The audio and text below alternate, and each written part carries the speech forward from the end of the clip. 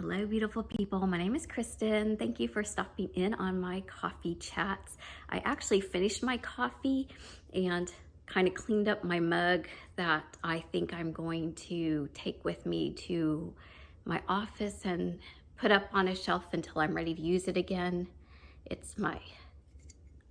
I don't need an alarm clock. I have a cat, and I do not have a cat anymore. So I did mention in my previous coffee chat, my cat was not doing well, and I did take him in as soon as the vet opened after the weekend and found out that I didn't want to run a bunch of tests and do a bunch of treatment. And she said, I 100% guarantee you this is not something quick fix or something passing. There is something really wrong and we would have to run extensive tests. She says, just from my exam, I'm pretty sure that it's kidney disease or heading towards kidney failure. And I didn't want definitely the treatment that's involved in that to have to be for him. So it was time to say goodbye. But it's just really been hitting me harder. Sorry. I wanted to write this down, but I'm a horrible writer, y'all. As much as I love to read and appreciate reading so much, I just accept the fact that I'm not a good writer. And so this is my way to get my feelings and thoughts out, but I may or may not post it because I don't know if anybody else really needs to hear it. I just kind of need to say it as I process it. Because it's interesting, because I had the two cats, Casey and Smokey, both for 16 years. I originally got Casey, I can put a picture up here, when I had lost my previous cat of 16 years, Maddie. So I had Maddie for 16 years. She was, even before my children, she was my first baby. And when I lost Maddie, I was so upset and in grief that it only took about a month before I really needed to get another cat. And I wasn't done grieving her, so I was I knew I was looking for a replacement, but that it wouldn't be the same. But I went over and paid for Casey. And then she adopted me. And she did have, they're both calicos, so but very different personalities. Maddie was super chill. She was like ragdoll cat, and just let you do anything to her. And she would come when I would call her and be a total lap, sleep on the side of my head kind of thing. And Casey is very independent, very skittish, everything was pretty risky with her. And she would come around full speed around the corner and attack your ankle. So we thought, oh my gosh, this cat is just really, she was at least a year old. She was a full-grown cat. They suspected that she had already had kittens because it looked like a cat who had just had kittens. So we fixed her, adopted her. And then everybody who we asked, how can we help this cat not be so skittish and so destructive, said, get another cat. So my husband one day came home from PetSmart picking up some cat stuff for Casey and said, hey, there's a really great cat. And he's not a cat person. And so when he said there's a really great cat, we said, okay. So I grabbed my oldest, Garrett, and we went up to PetSmart and asked for this cat that my husband had seen. And my husband said it was a big gray cat, but it was totally a black cat. And we took Smokey out of the cage, put him in Garrett's arms, and he just, purred and laid there in Garrett's arms. And we decided, yep, that's done. He's bonded with us, and, my husband's on board already, so let's go.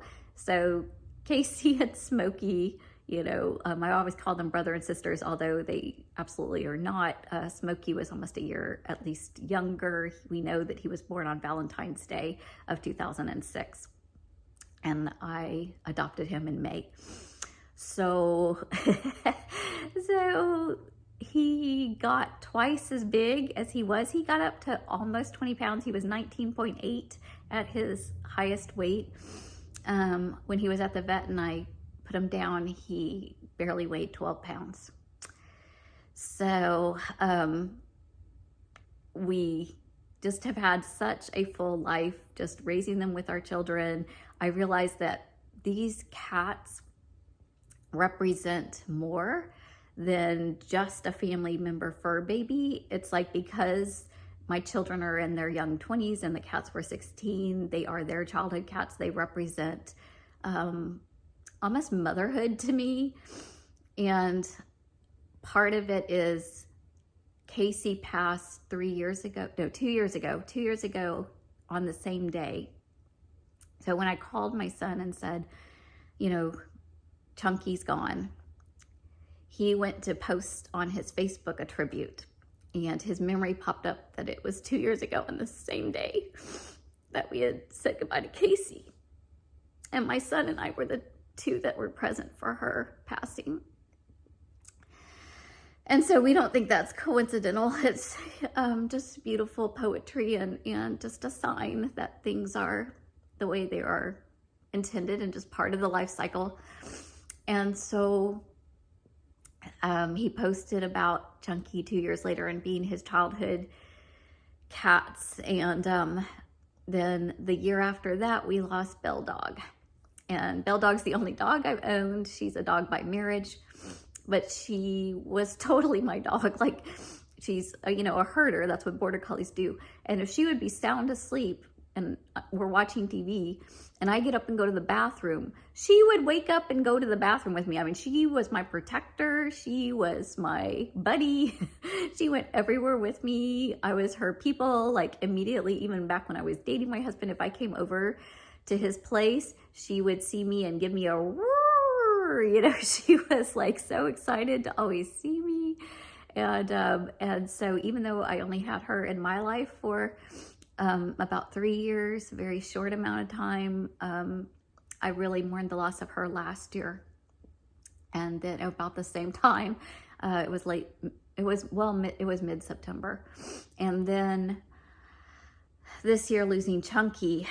And I just realized it's kind of the end of an era that I'm grieving too. It's the first time that I'm truly an empty nester, and I hadn't really fully even finished grieving for the previous animals, because I always had another one that I was looking out for or was distracted by in a way. And then with my boys and the COVID and college being online and at home, it wasn't until I moved away from them across the country last year that I was actually an empty nester children-wise. And that's kind of been reopened and kind of re-sad for me too. Just recognizing this is the end of that childhood, that end of that connection that I had there with being that family unit. The cats went through all 3 of my marriages, and, just seeing me through so many parts of life's ups and downs. And so, yeah, it's like been a lot to process and think about, but I think that that's a healthy part of life, and that I'm definitely not afraid of death. I know my day comes. And the veterinarian looked at me a little strange, because when I was saying goodbye to Chunk, putting him down, I said, you're going to go and be on the, heavenly side, and you're going to be with Casey and Belle Dog. And I said, and I'll be there real soon. And the veterinarian looked at me, like, are you terminal? Or, but it's like, in this life, it's so short. Like, life is so short. Like, if you even, I've been reading a lot of history, a lot of, not even reading, but at my church, they had memorial ornaments. I can try to take a picture and put one up here. So what they do is they, make these beautiful crystal ornaments, and they used to put them all over the trees, but they had to get 2 trees. Then they filled both those trees, and they finally said, you know what? We're not going to carry on this tradition anymore. So they're trying to restore the ornaments back to the families, but we still literally, because there were so many for so many years, the church is 60 years old now, and they've literally pretty much done this the entire time. So There's probably close to 200 ornaments that are unclaimed. They've just lost touch with the families, or they don't have working contact. So I was going back through the last known records, like the funeral, death, removed from membership records kind of things, the old archives. And there is a spot on one of the forms for last known contact. And so I'm writing those contacts, if they're there, on each of the envelopes. And then I will spend the next, few months just going through them and contacting them and saying, hey, they're here for pickup, or we're even willing to send them, because a lot of them I noticed were family members who were out of state. So that's probably why they haven't been by to pick them up, or they probably haven't heard about it to pick it up. They're probably not in contact with our church anymore. So I'm going to see if that last address or phone number or email still works. But what's interesting, why I'm telling you this, is this point of the connectedness and the spiritual thread of us being more than our bodies, us being more than the even time that we have here on this planet. Because as I'm going through the memorial ornaments, there's the last known contact, and I'm not exaggerating. I would say at least 1 in 10, the contact would then have an ornament. Does that make sense? Like, because there's so many histories of families being in the church. So you would have to trace and then group the ornaments together. Like, this is the family and this is the progression of the passing. And so it just really stirred that thought of, if I had an ornament, who would be there, and who, what's the legacy or that thread?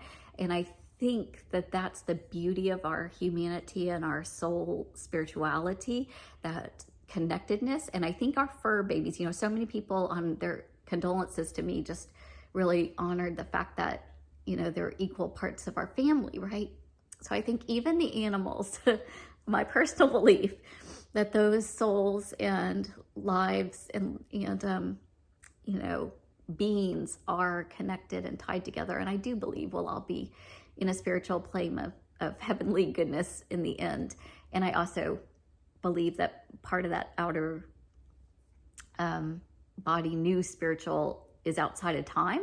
So when I told the veterinarian, I'll see you soon, it's instantaneous for Chunkie. I believe that the moment we die, we are all together, and that's why there's so much joy in heaven.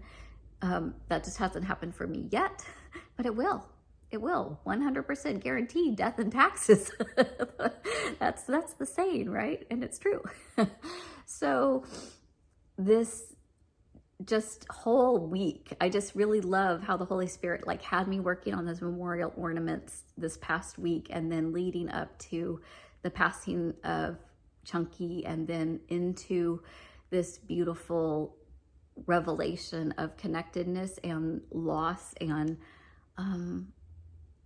not even necessarily in a grieving loss way, but in a kind of closure beauty. And grief is part of life. It's good that there is a grieving process and a mourning process that helps us through this. So thank you for letting me share it. I hope that maybe it brings some kind of comfort or peace or revelation in some part to you, no matter where you are or who it is, because we have all had loss. We've all lost, if not an animal, a family member, or somebody precious to us. And that matters. It matters that we have had those memories and formations, and it's okay to be sad and to cry and to express that. So thank you for letting me express my thoughts and just move into this new chapter of my life, this new kind of realm, and see what's going to be next, and still have purpose and call. And I will continue to know that I will hold all of those people and animals that have gone before me, as part of my spirit and part of my soul and heart, and just going forward in that. Oh, y'all have a beautiful day. I hope to see you again soon.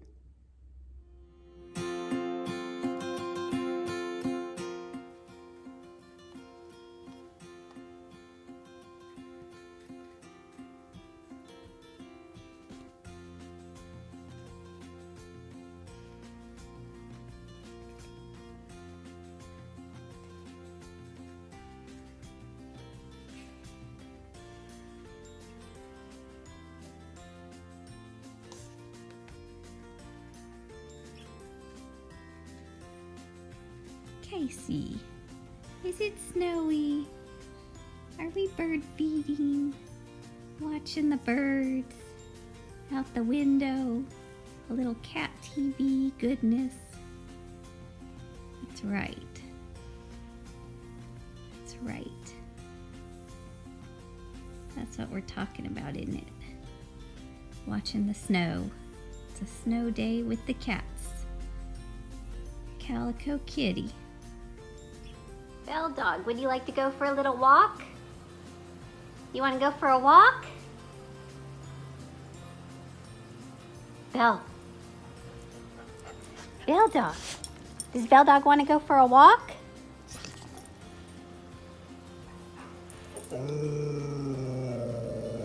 You do? You want to go for a walk? Awesome, let's go for a walk.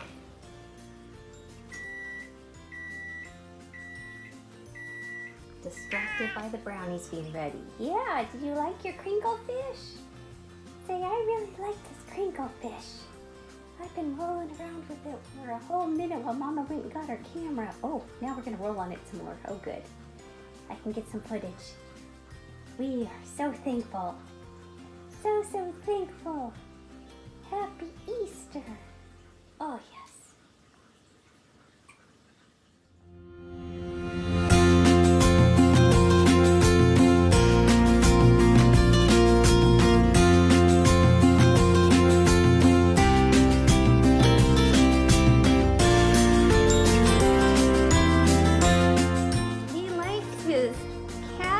Banana. Merry Christmas, Chunkie. Catnip banana. And a little licky treat and a new brush. Lucky kid. Lucky kid. Say Merry Christmas to the boys. Merry Christmas. I'll see you in a few hours. I'm sure you're sleeping. He said thank you very much. He's happy to have it back. He gets it. Let go of it so we can play somewhere. There you go. Yeah, get it. Get it.